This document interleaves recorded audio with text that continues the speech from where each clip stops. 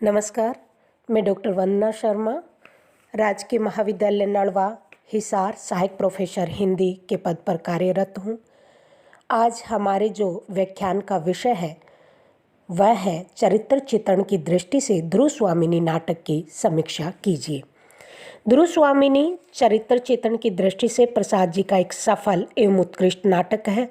किसी भी नाटक में कथा वस्तु की तरह ही चरित्र शिल्प भी अत्यधिक आवश्यक होता है, क्योंकि पात्रों द्वारा ही तो नाटककार कथा वस्तु का संगठन और विकास, संवादों की रचना और अपने विचारों को व्यक्त करता है।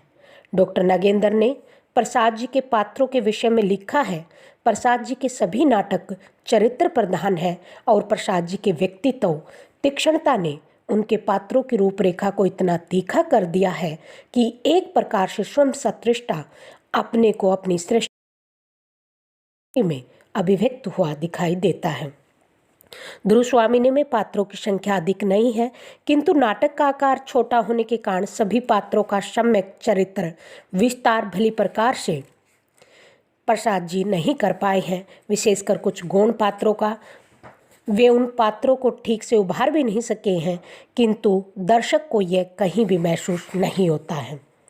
ध्रुव स्वामिनी के सभी पात्र कथानक की सीमा में सुनियोजित प्रतीत होते हैं। इसका कथानक जिस प्रकार छोटा सा है, पात्र भी बहुत कम संख्या में है। ध्रुव स्वामिनी एक ऐतिहासिक नाटक है जिसमें प्रसाद जी के ने गुप्त काल के एक ऐसे भाग को चुना है जिस पर इतिहासकार प्राय मौन ही रहे हैं। यहाँ तक कि कुछ इतिहासकारों ने गुप्त वंशावली में रामगुप्त नाम तक नहीं दिया। प्रसाद जी ने प्रस्तुत नाटक में इतिहास को आधार बनाकर आधुनिक युग के अनुकूल प्रगतिवादी दृष्टिकोण को अपनाया है। ध्रुव स्वामिनी गुप्त काल की राजमहिषी होने के साथ साथ आधुनिक युग की प्रगतिशील नारी के रूप में हमारे सामने आती है। ध्रुव स्वामिनी के पात्र वर्ग प्रतिनिधित्व करने वाले हैं।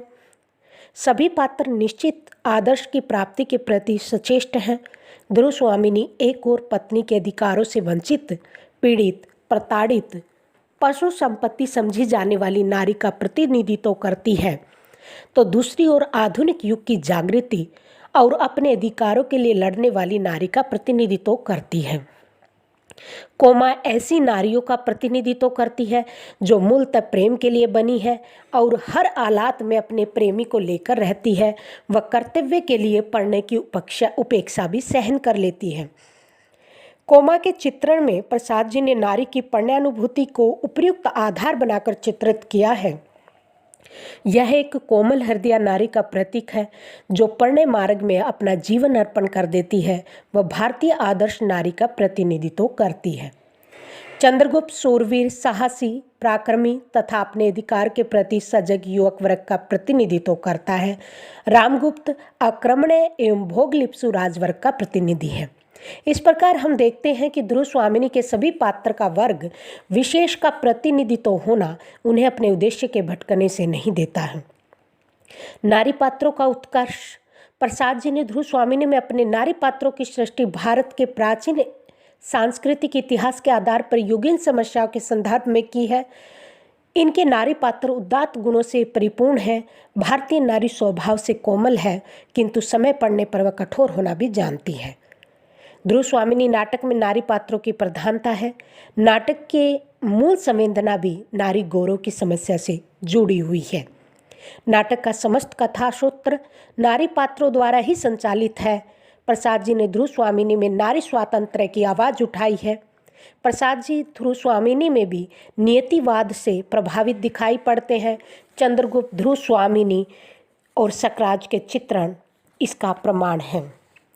ध्रुव स्वामिनी भी अपनी स्थिति से विवश होकर कहती है कि जीवन के लिए कृतज्ञ, उपकृत और आभारी होकर किसी के अभिमानपूर्ण आत्मविज्ञान का विज्ञापन का बार रहूं, यही एक विधाता का निष्ठुर विधान है। छुटकारा नहीं, जीवन नियति के कठिन आदेश पर ही चलेगा। वहीं डॉक्टर दशरथ ओझा प्रसाद जी के पात्रों को देवता, दानव और मानव की कोटियों में विभाजित करते हैं।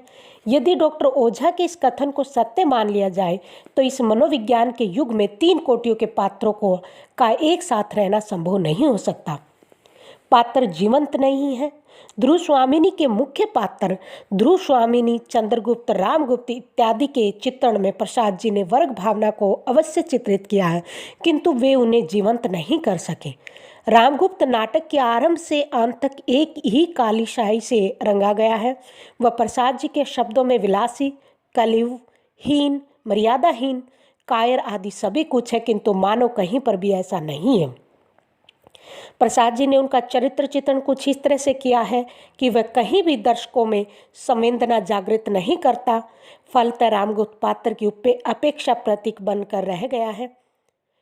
किंतु